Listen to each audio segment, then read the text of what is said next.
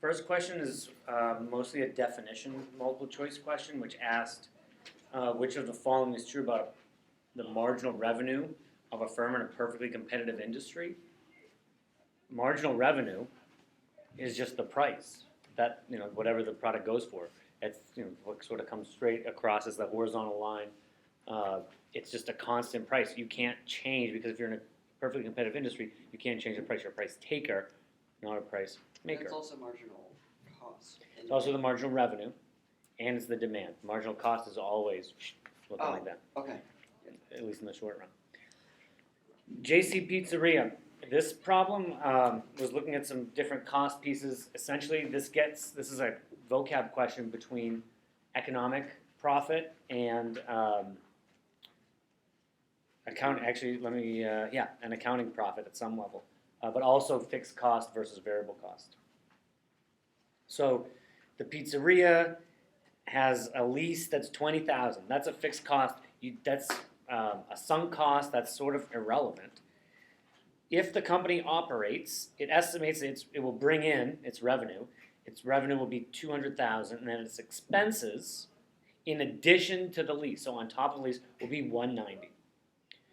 So without even looking at the multiple choices, it's good to think what's going on here. Well, what's going on? $20,000 is gone down the drain no matter what. They can operate and bring in $20,000 and spend or pay out $190,000, so be $10,000 in the good, or they could shut down and just lose that $20,000 no matter what. So that $10,000 in the good at least chops away at the fixed cost. So should they shut down? No. It sounds to me, so before I even look at this, they should operate. So that knocks off most of them. C and D is what's left. I struggled a little bit when I looked at this on my own. It won't earn a profit, so that's why D is not true. But it will earn, it will make $10,000 after you account for the fixed cost. But its total loss is going to be $10,000 if you calculate the full loss, as opposed to the 20, so that's less. I'm kind of confused why this profit isn't 10,000, because so they're bringing in 200,000 minus 190,000. Minus 20. Isn't that negative then? Yeah, because they're And that loss, negative 10,000, is less than 20,000. Okay, I guess you could bust its chops by saying that on a number line, negative 10,000 is greater than negative 2,000. 20,000. 20,000. Oh, okay. But that's not like a way to think. All right, so one of the things I said early in the year, and I said it today in a session, these aren't memorization problems. Like if you look even on mine, I have like little graphs drawn out. So assume that a competitive industry producing a normal good is in long-run equilibrium. If the average consumer income decreases, which of the following changes will occur?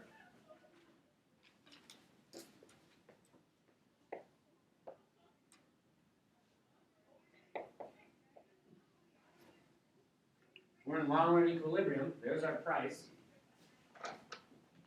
Straight across. Now for our firm, here's our marginal cost. If it's long run, which I'm not sure if we even need to know about.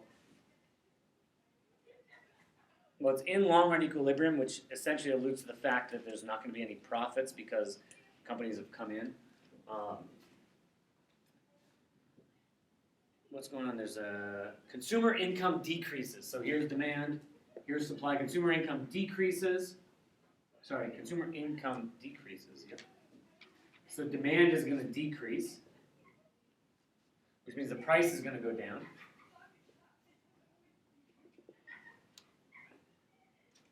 The price is going to go down. We see that from just supply and demand graph. So short run industry, so that knocks off A and B, or makes C, D, and E eligible. The quantity, the market quantity, is going to go down, so that gives us just D and E left. Movement of firms, are firms going to enter or exit? Well, because they're in long run equilibrium,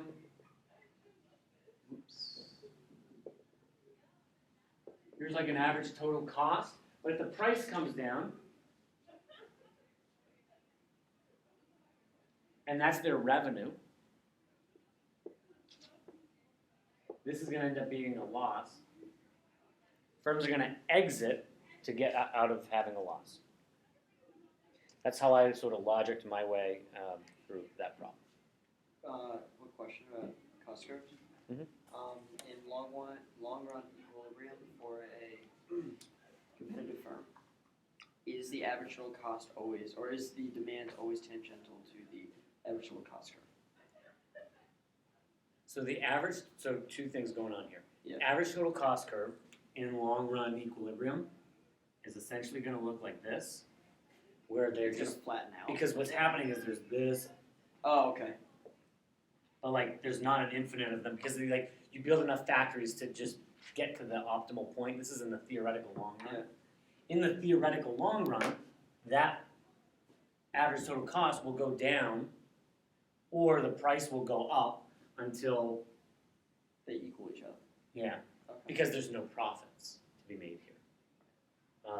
There still is a marginal cost which decides how much we produce as a firm. Okay. But I produce enough to make this like really long minimum average total cost.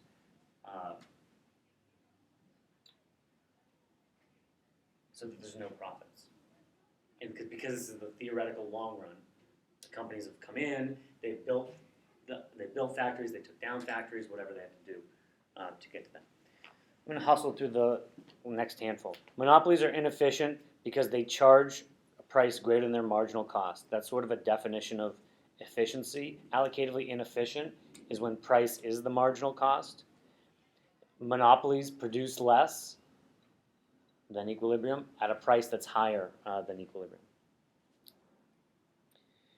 In a perfectly competitive industry where if a perfectly competitive industry were monopolized without any changes in cost conditions, the price and quantity, well, I literally just said that. The price is going to go up and the quantity is going to decrease because the company doesn't care about efficiency.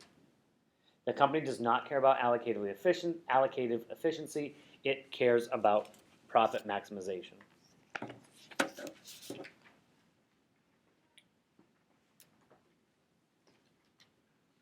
Numbers 6 and 7 are straight up monopoly questions. There's the monopoly graph, so throw that in your photographic memory. But the questions are a little subtler than that. For what it's worth, just looking at that graph, that's just a typical profit, like a making profit, there's probably a better word for that, monopoly.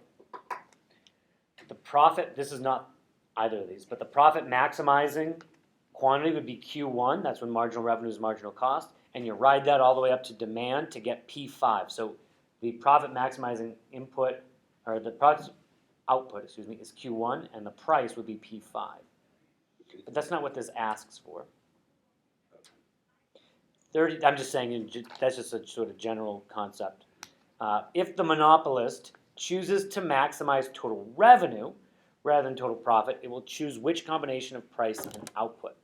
It'll choose an output of Q3. That's when the marginal revenue is 0. For people in calculus, that's the derivative of revenue, and so set the derivative equal to 0. For people not in calculus, that's sort of the revenue maximization rule. And we did a proof by example, which is not a full proof. For 40, some people messed up that it decreases and had the right area, but the consumer surplus is the difference between the price that people pay and the demand.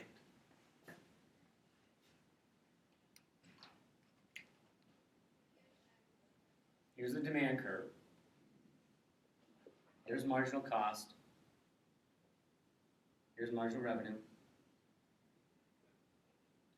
Here's the price. Here's the quantity.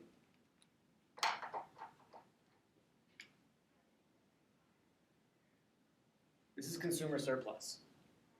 Everybody pays the same amount, this price.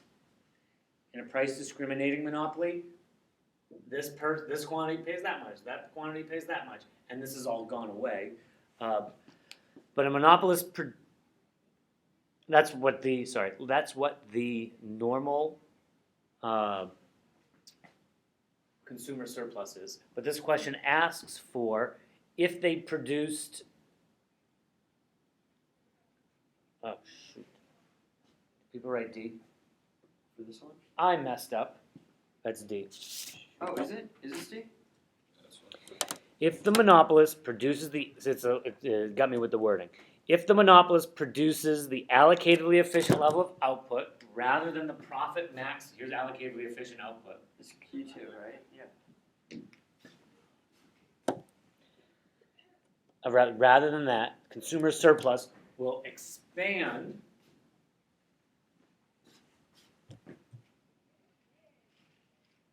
P5, JK, P4. Because To this whole you're thing. adding J and K, right? Whoops. And that's on video, that's awesome. So we get those points back? Nah, I'm gonna keep them away from me. Man, thank you for appreciating that joke. Yeah, I mean, it's not gonna happen, instantaneously. Oh, there you have it. And I was gonna bust your chops, everybody's chops for making a mistake. Now, obviously, the wording is important there because if it's moving from, it's like, what's the difference between Right. a monopoly? Well, there you have it, everybody watching at home, you get an extra point. Suppose that a firm is producing the profit maximizing output under conditions of diminishing returns. Output price is 25 and the marginal cost of production is 25. As current output is 25.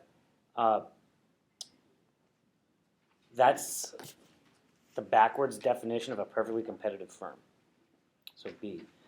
It's not a single price monopoly because a monopoly is going to charge a price higher than its marginal cost by sort of definition because it produces when marginal revenue is marginal cost. So it's definitely not A.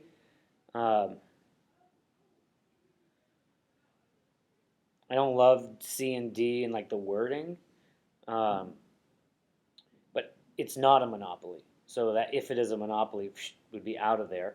But they're breaking even, right? Because the output price and the marginal cost is 25. Sorry, that's marginal cost, not average total cost. So we don't know if it's making a profit or not. But it's definitely sort of again the definition of perfectly competitive firm. What describes the relationship between the average total cost? I'm not going to answer that here. Well, I will. If marginal is above, average goes up. If marginal is below, average goes down. That's A. And you can see that in the graph.